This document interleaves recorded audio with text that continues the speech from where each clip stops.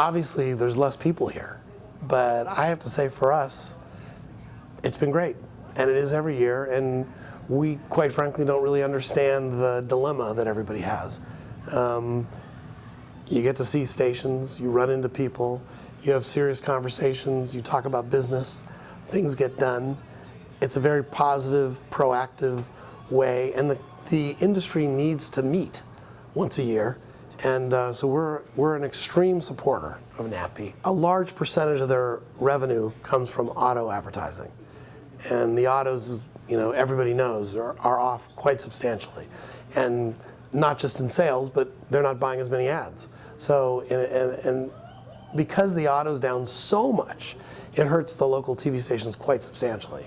So they're trying to wade their way through that. And but most of the stations I talk to, you know, they understand what it is, and they're trying to adjust things and cut costs as much as they can and get ready to, when things turn around, they believe things will turn around. A rebirth of auto advertising would help. I don't know that anybody thinks it's going to go back all the way up to where it was, but one of the things that happens in the auto industry is that right now, every car they're advertising is the same car you've seen for the last 20 years, it feels like to me.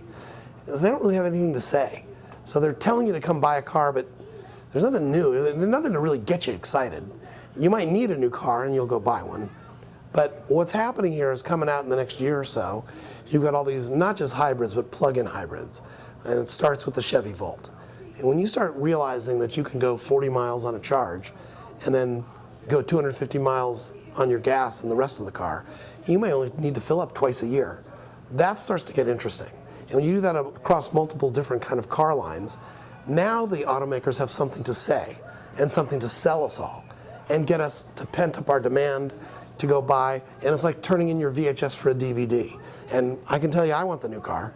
And I'm sure that everyone's going to feel the same way. And I believe as you go a year out or so, the car makers have so much to say that they'll be advertising in a fairly significant way again.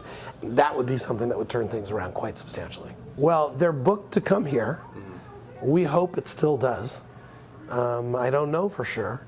But like I said, it was relevant for us. We hope enough people feel that way. I believe the industry really believes they need a meeting. It could end up being changed and turned into some other venue. But at this point, we're planning to come down to Vegas.